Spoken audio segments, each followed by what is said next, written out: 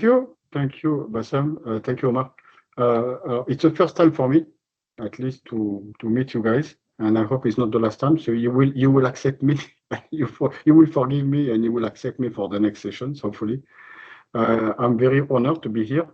The goal of today is for me to introduce you about what the Dassault system is doing in terms of innovation overall, and more precisely when it comes to MBSE. I'm sharing my slide. How can I share my slide? Partager. How can I share my slide? Am I able to share my slide, guys? Yes, you should be able to share. Yes. Yeah.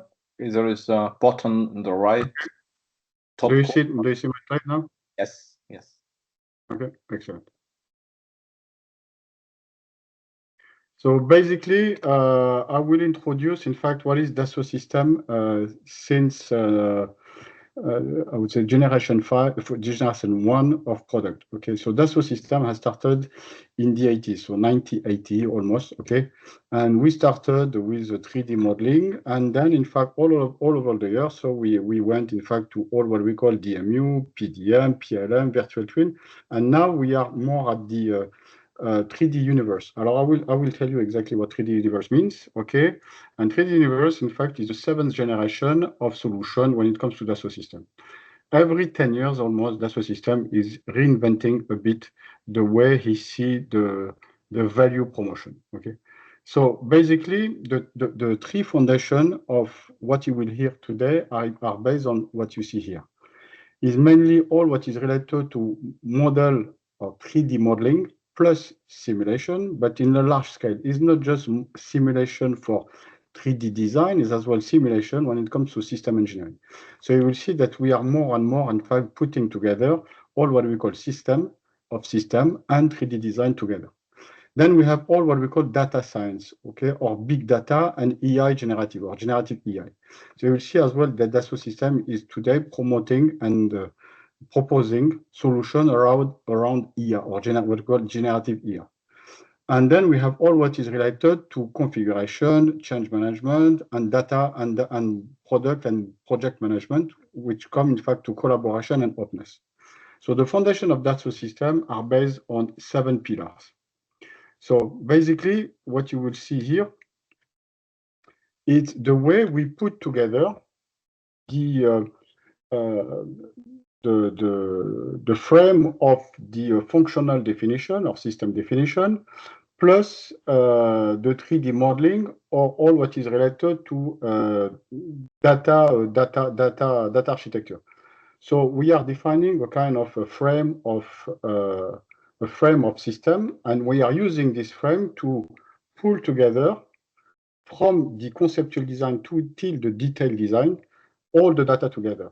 And we are even capable to simulate, thanks to the partnership we have with Apple, we are able, in fact, to have what we call immersive reality.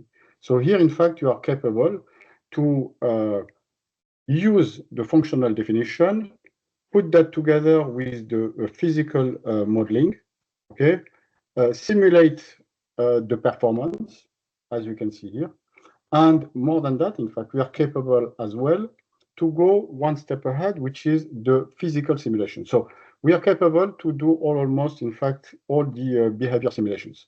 When it comes to kinematic simulation, behavior simulation, but you will see as well when we can as well do some, we can do some CFD simulation.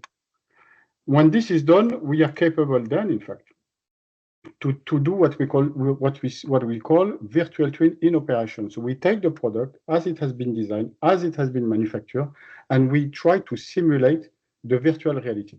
So here it will give you the capability to simulate all the possible behavior in real. And it can give you as well the possibility to anticipate any problem or failure that may happen to your product. When it comes to the future of engineering on the 3D Experience platform, so basically we have a kind of if we solution that start from the 3D experience end-to-end solution from system to or from requirement to system, to system modeling, to 3D design, to manufacturing, to simulation, all in. Okay, we can go then, in fact, to what we call the human experience. Okay, then we are putting together all this, in fact, with a software-defined vehicle. Okay, so software-defined vehicle is the backbone of all what you will see during this presentation. AI and generative AI is really something that we are pushing extremely strong since now 2 years, and you will see that today we are putting together not just the 3D modeling or system engineering, but as well we are putting together an end-to-end solution at the different stage with different, I would say, pillar of what we call generative experience. Our 4 main pillar when it comes to system engineering. Alors, I insist on that because very often what we face in terms of problems is all those boxes are completely siloed. Means the system engineer work in his world, the 3D data modeling or the guy who is designing is working on his world. The one who is doing the simulation, he works on his own world. And the governance and the traceability is something which is not really, our governance, we have different way to do it. Traceability, it's very, I would say, we see a lot of problem when it comes to traceability. So this is the reason why we came with, let's say, a solution that put all those 4 boxes together, from system of system to multidisciplinary, including the multiphysics, to the simulation behavior. And even here you will see that we have a lot of, I would say, possibilities when it comes to simulation, to governance, traceability, and openness. We will discuss that more in depth during this webinar. For cyber system, if we take it from top to bottom, Dassault System has really made the bet that we wanted to link the upstream processes when it comes to system of system to the downstream processes that we call here component or business processes. The value added of the solution we are promoting today is not to have something which is completely isolated, but something which is completely integrated. The reason why is because we truly believe that the value of system engineering will be, I would say, extremely high as soon as it will be perceived by the business. For sure, in between, we have all what we call the system or software platform for fluidic architecture, for electrical architecture, electronic architecture, software, and mechanical architecture. All those architecture, in fact, are the link between what I call the functional architecture and the business processes below. Okay, so basically, this is no more no less than the V process that you may have seen already during I would say during your experience. When it comes to our generative experience solution, you see here that Dassault System has been extremely how can I say active thanks to CSAML V2 adoption. So I've been extremely active when it comes to generative experience.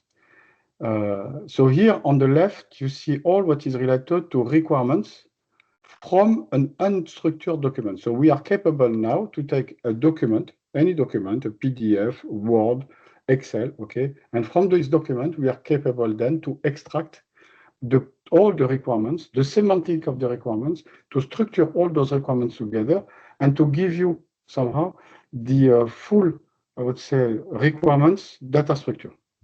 From this requirements data structure, we are capable then to extract and generate a functional and logical view of your requirement structure.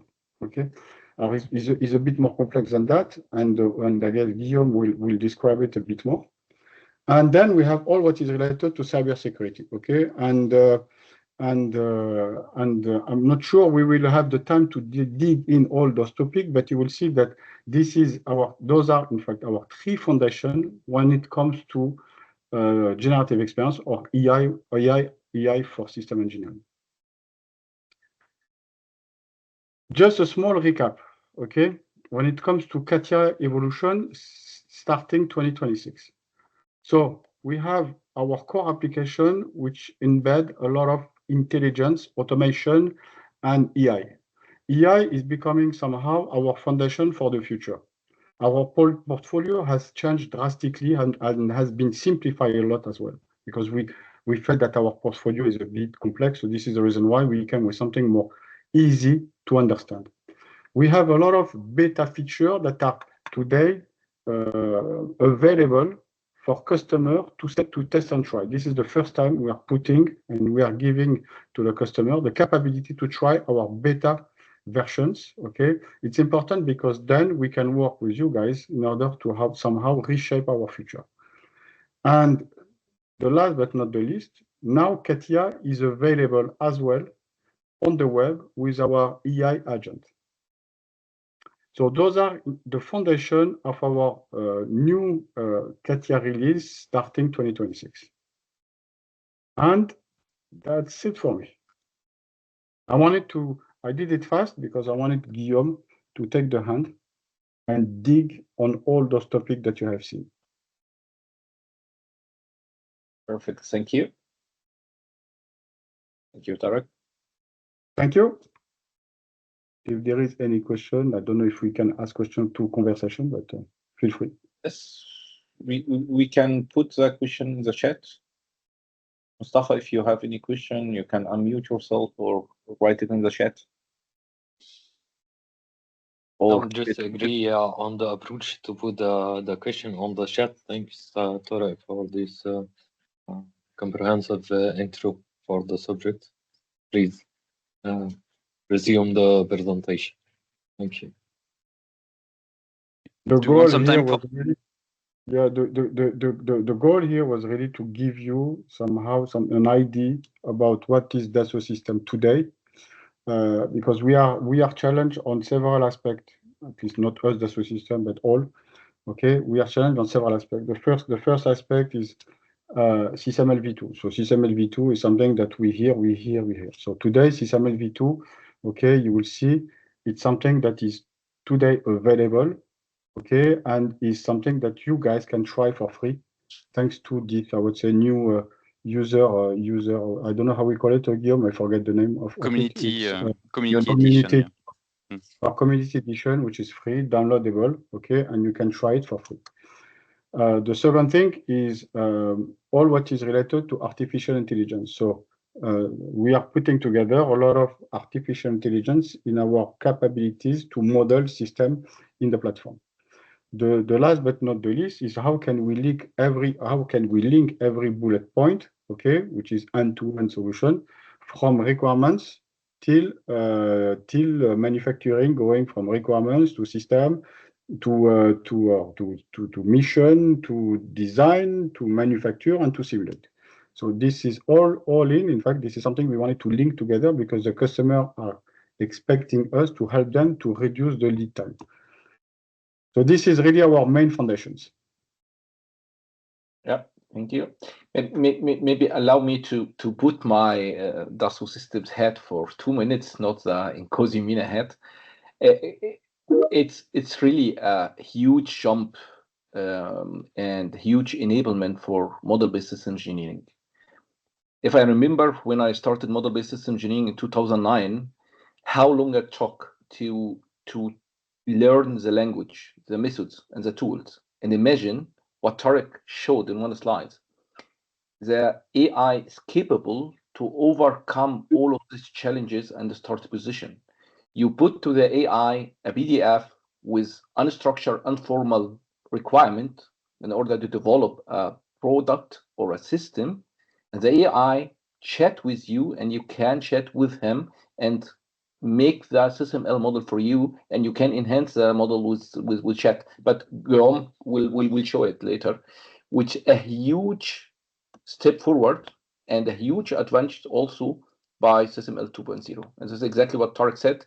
We have now an access to a community version, and I think every one of us can learn and deal with SysML 2.0. Thank you, Tarik, very much, and Guillaume, the stage is yours. Okay, thank you, Bassem, thank you, Tarik. Yeah, so it's always great to connect with INCOSE. Actually, I remember last year at Ottawa that it was the kickoff of the MENA sector. I think is it a sector or a chapter actually? A chapter. And I'm looking forward to continue the exchange between the community and the practitioners. And so I'm part of INCOSE, and I am also part of the French chapter called FIS. Yeah. So let's go directly as INCOSE guys. You might know the Vision 2035 and the fact that in the environment we are living with a lot of political, economic, social, cultural, technological, ecological, legal environment, which is evolving into VUCA, volatility, uncertainty, complexity, ambiguity. I think that for the system engineering community, we see the value of thinking in system, having systematic approach to tackle new challenges, new problems, to better understand what are the stakeholder needs, what is at stake, and try to do the best we can do, the selection of decision to deliver new innovation.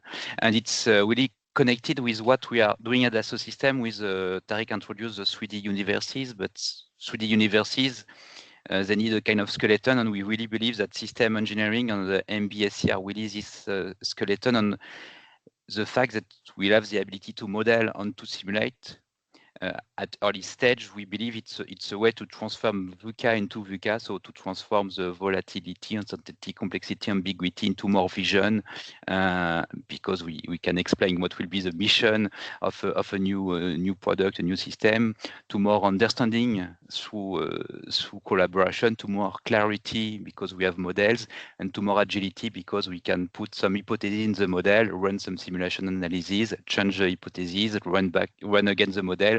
So kind of agility. And we do that for products and services. So it's the current state of the art today. System engineering MBSE is really thin to do a specification to specify complex system, but we believe it's not only at the specification, it's really for the full life cycle of a product or a service. And it could be also used not only to model the products or a system, but also some enabling system like the industrial system and the value network that will produce the product, and even for the enterprise, the organization, and the business model.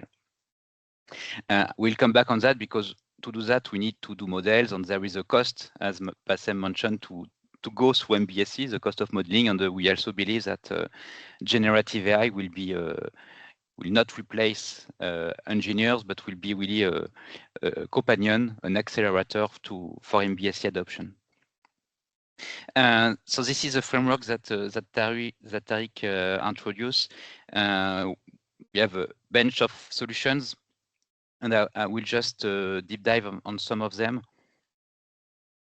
The first topic, it's really system architecture. So I guess that we have ASEP, CESEP, maybe ZEP certified people in the room. So we'll not do a system architecture courses, but what our clients are really saying is the importance of using system architectures to move from model document-based to model. And by using model, it's also a good way to connect architecture with analysis at early stages, and also it's a good way to anchor the specification, to have detailed design that is based on the system model definition.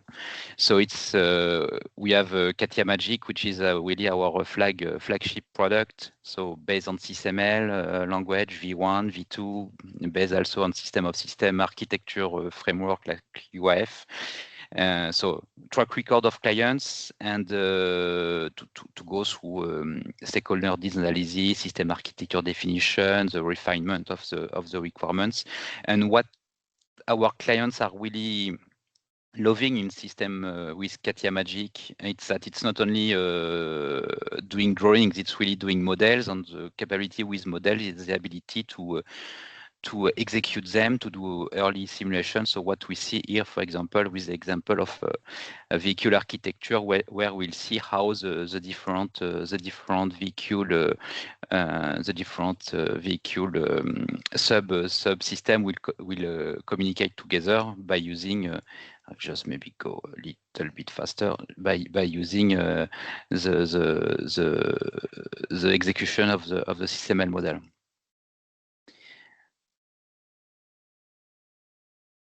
We think also that architecture will need to be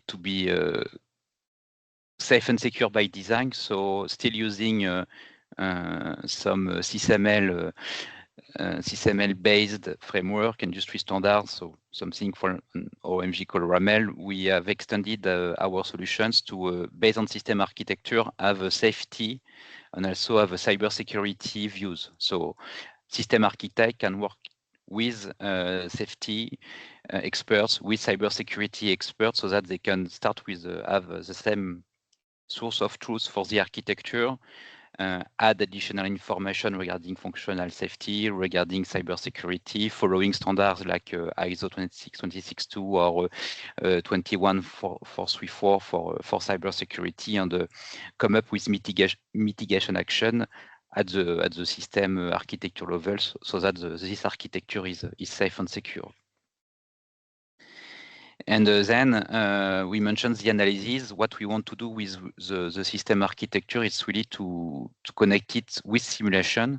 So today, what we see that there is what we saw on the left. We have some system model experts, people that have been maybe doing a master on thesis on doing models, using tools that are really good at doing modeling and simulations, but that might be disconnected between each other and not very easy to use for the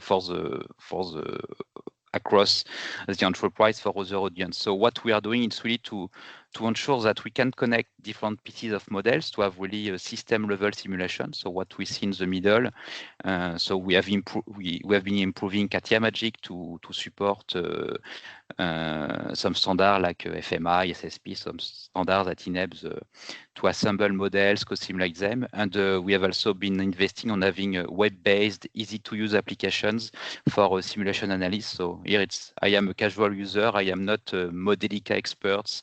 I am not a controller algorithm expert, but I want to assemble models based on some templates, perform some simulation, some what-if analysis, analyze the results.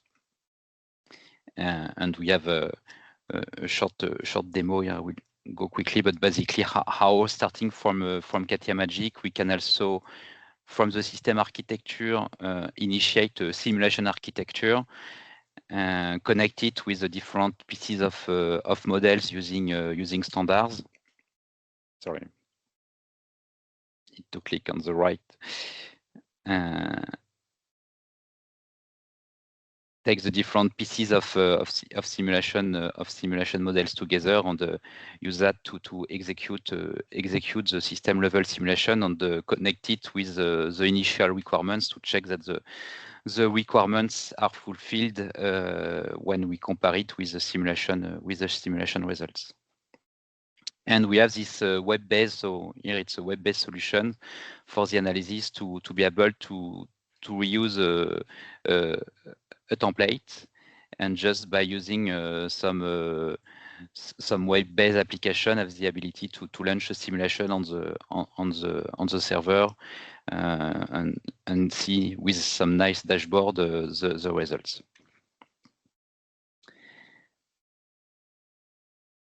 So once the system architecture has been defined, has been optimized against simulation analysis, we'll go through disciplines, and we are really investing to extend to electronics, software, and electrical. So CATIA has been well famous for the 40 past years regarding mechanical, the right-hand side.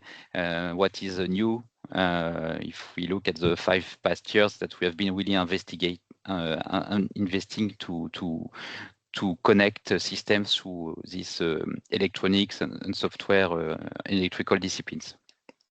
Alors, if I may, yes. To that point, Guillaume, this is one of the key points, because if you leave the system engineering portion without pushing it, in fact, to the different disciplines, you will not value really the system engineering at such. So it's super important to connect the system engineering to the discipline. This is in fact how the value will come. Okay, is like in fact connecting the top to the bottom, the head to the feet. Okay, so it's really important. So system engineering is really the way, in fact, you can optimize the value of your disciplines. Is extremely important, and this is the only way as well to value the discipline through system engineering. Exactly. Yeah.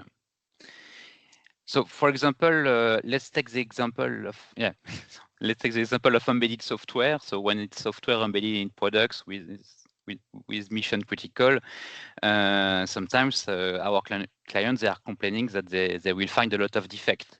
And when you are commissioning a train, when you are commissioning an aircraft, it can cost a lot. When you are doing the V&V tested, it can cost a lot. And sometimes we look at the software, the bug is not really in the software, but it's the specification that has been used by to do the software. So a first thing that can be done, for example, is really to bridge the system architecture, the MBSE world with embedded software, and we have a tools called CATIA Stimulus with tools to model and simulate requirements. So it's quite well fitted when it's come to embedded to the embedded real-time requirements for software, because if you have some safety goals regarding safety standards to track, it's a good way to make sure that the requirements are well defined, that they don't contain missing, ambiguous, conflicting, or incorrect requirements. So it's a good thing to do during the specification. It could also be used to generate a bunch of tests once the requirements have been validated with this approach, which is a good way to formalize and to test the requirements before going to the detailed software implementation. Another example of what we are doing to bridge the architecture, it's really we have developed a new solution based on CATIA Magic. So for people that are familiar with CATIA Magic, it's CATIA Magic. It's using SysML, but it's really a solution which is a domain specific for the EE architecture. So how can we connect system from the new features that have been defined by the system architect?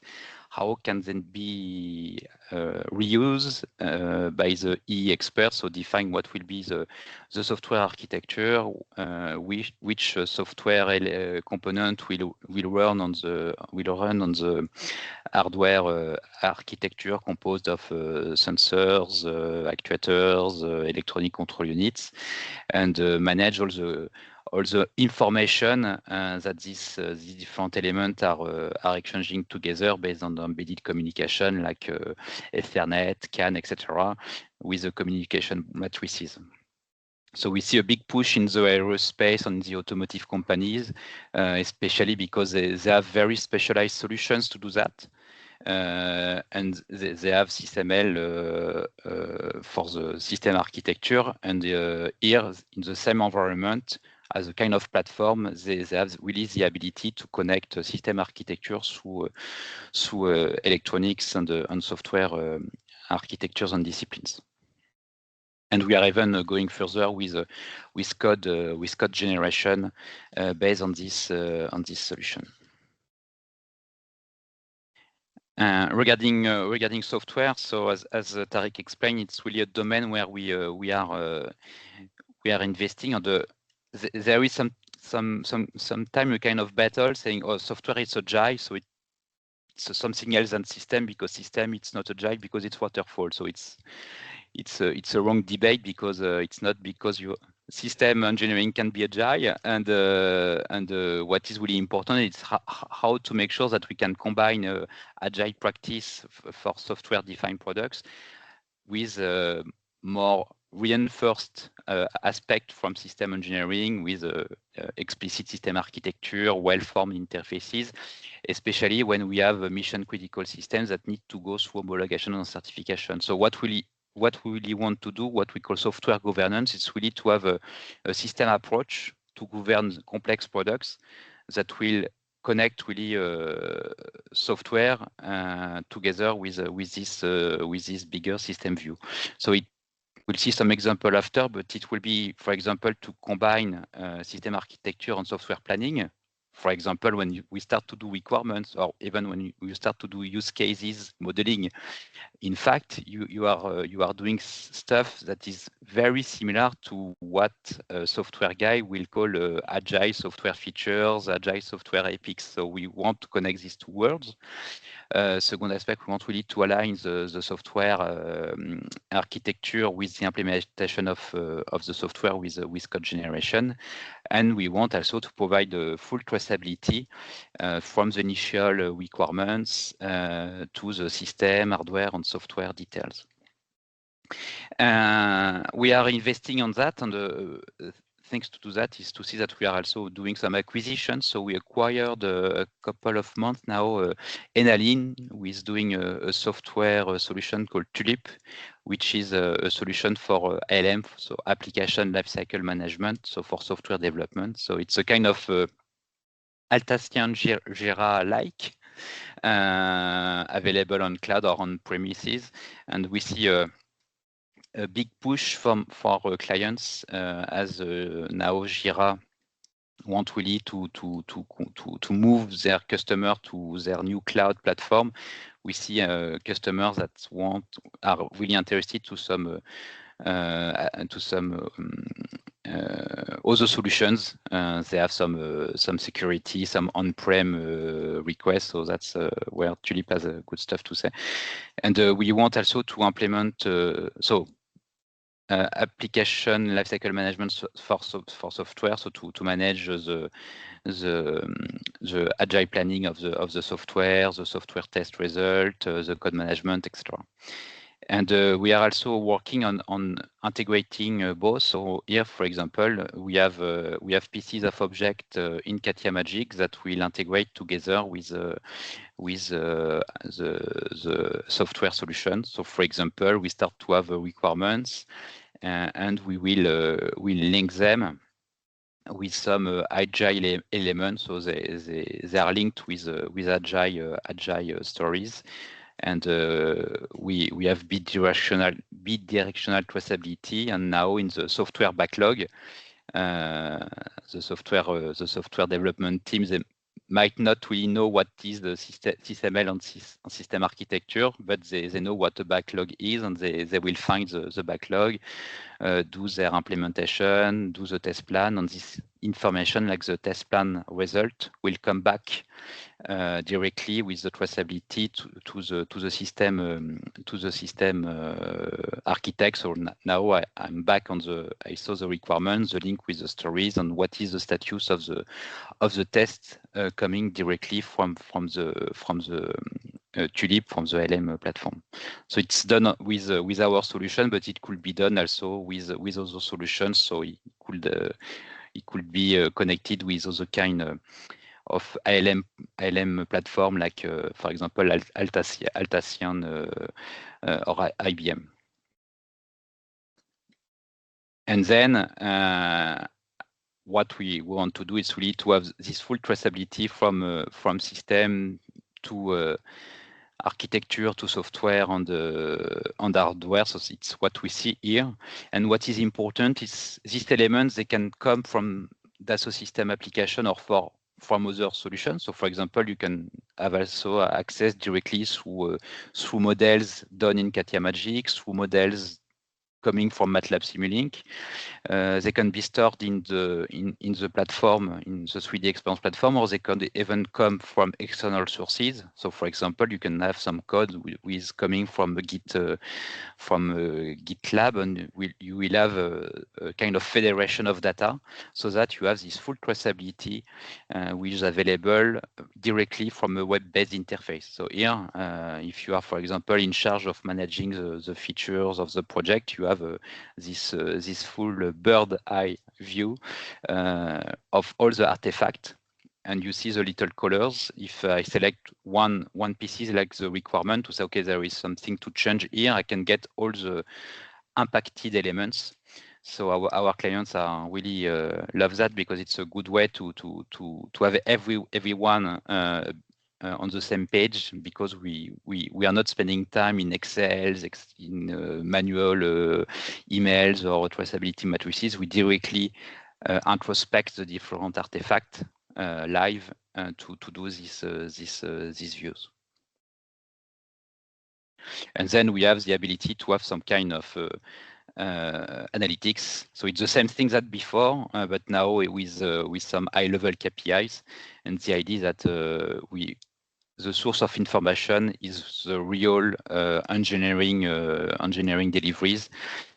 So it's a good way also to spend less time doing this kind of stuff that could be quite time consuming, and spend more of the available time to do the engineering activities. System LV2, so it was mentioned by Tarik. So it's we have been working on System LV2 for a long time, since the OMG RFI processes for the new standard. We work with early clients who early program for a couple of years, and as soon as the System LV2 has been released last year, we also make System LV2 available in our solutions. And what we see here is that for our CATIA Magic user, it's like doing a new project, and you will choose if it's on V1 or on V2. So the idea is really to keep the CATIA Magic user interface that our user love. So I'm still in the CATIA Magic interface, and I will have the ability to work on V2. So the big value of V2 is to have not only a graphical syntax, but also a textual syntax. So somehow being a real language, because we have some textual port available. Yeah. So it's still a new language, but we see a big momentum with System LV2, and some key features on what we are working on. So what is available today is really the ability to have both the textual and graphical aspect, and also have the ability to switch from one to another. You get some System LV2 tools that are nice and sometimes very maybe less expensive, but you cannot switch from textual to graphical so easily. The graphical need to be rebuilt somehow. Here it's really I start from the graphical, I see the text, or I had something in the text, I go back to the graphical. It's get synchronized directly. We have also the ability to get model evaluation and simulations. So actually it's prototype, but since today with CATIA Magic 26X release 1, the refresh 1, model simulation has been released. So we are really working on having the capability to simulate the models with System LV2, and we are also working on having a new web-based approach, so that if I am not an expert of the models, I just want to navigate on the models, I want to do some comments, I have some direct web readers for System LV2. And we are also working on the SysML v2 APIs. There is already a lot of APIs that the tools is supported. And so thanks. I think that it has been added in the chat. We have this CATIA Magic Free Community Edition, so you can. We'll share the presentation after, so you have the link. You have also the code. So it's a free edition. It's limited in with the number of elements, and the purpose is really it's really designed for learning and training. So it's a good way for people that are discovering on learning SysML v2. A good way to work. And we are also working with key specialized partners that are also delivering trainings or consulting on SysML v2. Yeah. What is also interesting on SysML v2 is that if you look at the different phases of SysML v2, for example, in the INCOSE conferences, you will see that in many of their slides or papers, the graphics and the models have been developed on CATIA with CATIA Magic. Generative AI, so that's also a big stuff coming. Going back to INCOSE, maybe some of you are familiar with this paper on MBSE adoption experience in organization. So it has been published in System Engineering journal. What is interesting is that in this paper, they looked at some case studies regarding MBSE adoption, and they start to identify some lessons learned. So they identified 600. I didn't count them. The paper says that they identify 600 lessons learned into 41 categories extra. And it's interesting because they classify them in different themes and tools. Well, there is some stuff like tools infrastructure, but there is a lot of topics that are not really about tools. It's about workforce skills, it's about the team structure, etc., etc. So there is some that are quite interesting, that artifacts should be generated automatically. The fact that MBSE tools and methodology make it difficult and time consuming, etc. So it's also connected to the discussion we had at the beginning. And what we really think is that now if we project, so now it's not part of the paper. It's this paper was done before GenAI, and what we try to think about in the team is, okay, if we look at some of the pains, how could generative AI help? So I will not enter into much detail, but regarding the steep curve, well, if I have some companions, some virtual companions, they could help me to understand a new method, to understand a new language, so to get some 24 hours a day, 7 days per week, some mentorship available on demand, to help me to exchange with the different tools. If I have some semantic translation, which is something where LLM are quite good, it could be a good way to use that to do some exchange between tools and models. Some stakeholders are not really familiar with SysML or Modelica. So if I have the ability for these stakeholders to use their natural language to query a model that they don't know, it could help maybe to have decision makers to consume the model directly, and also rise the participation and adoption of MBSE. And if it's your top manager who sees the value of the model and who is even able to navigate in the model and interact with the model, then he will understand that it's no more one complex stuff for a few guys, but really an asset of the enterprise, extra. So we really think that there is some fixed costs that block MBSE adoption at large, and that GenAI could somehow compress. And big value also of GenAI, it's also of generative AI, is to in our community, is to explain also that it will not replace. We still need to have human on the loop, and we see the system engineer as an important gate, human gate for the review and validation loop. So there is also some key challenges that we see. It's about if we can somehow find the right trade-off between going faster in the modeling with the ability maybe to have new kind of people that will model. Then there will be some tension, because if we accelerate the modeling, how do we make sure that there is still the right amount of time in terms of verification, validation of the model? So it will be really a trade-off between the delegation and the trust. How also we will shift the methodologies, because if most of the methodology can be embedded in the agent, in the companion, it means also that we might think about what we'll do from the time freed from engineering. And then we see today a lot of clients that do some local experiments where I take Claude, I take Codex, I take CATIA Magic, I do some stuff.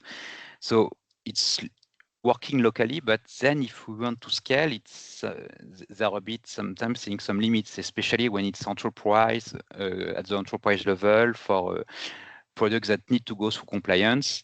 There is really an aspect about managing the enterprise workflow, and we believe also that's something that traditionally what we have been doing on product lifecycle management has been how we connect the silos in an enterprise to make sure that there is more and more digital continuity between the workflows.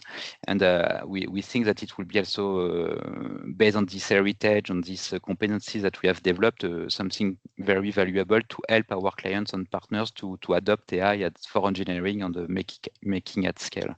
And it's come also to some question. It's what will be the future of user interfaces if we want to have democratization of MBSE. Maybe we'll also need to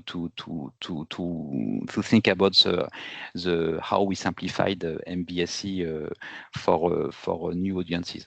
So this is a kind of key challenge that we are thinking about. And what we are doing is to provide companions, so some kind of agent that will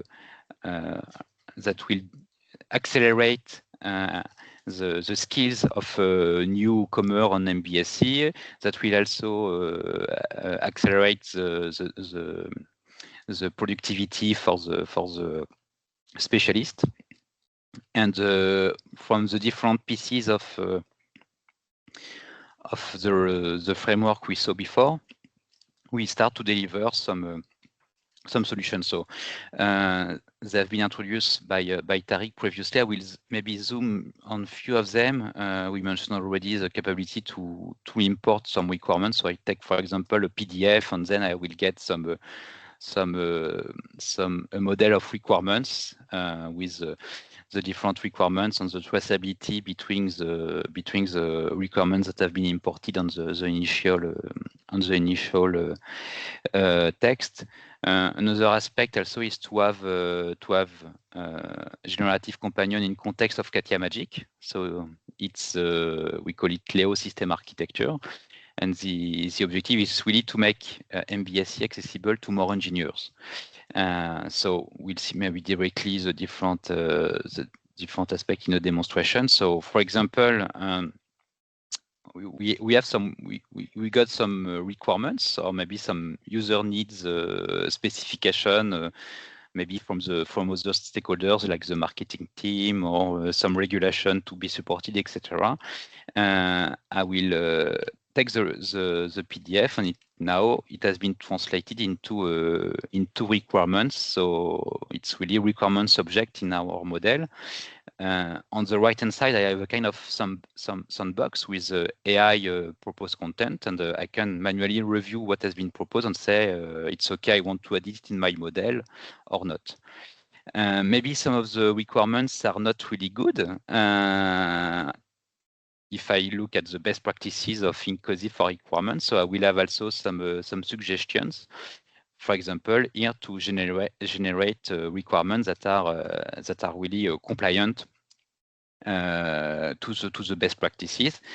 and you see that the requirements has been now translated into a dozen of requirements. So it has been refined into 7 requirements. The traceability links have been automatically created from the initial requirements. I will continue the studies. I will now ask the AI if it could generate some suggestion of use cases just by looking at the requirements. So we look at the requirements and we identify potential use cases, potential actors in the use cases. And I will continue like that. I'm just looking at the time. I can also refine, look at the requirements, and now extract the system from these requirements. And I will get the block diagram, some parameters, etc. So the idea is really to accelerate the modeling with this kind of suggestions.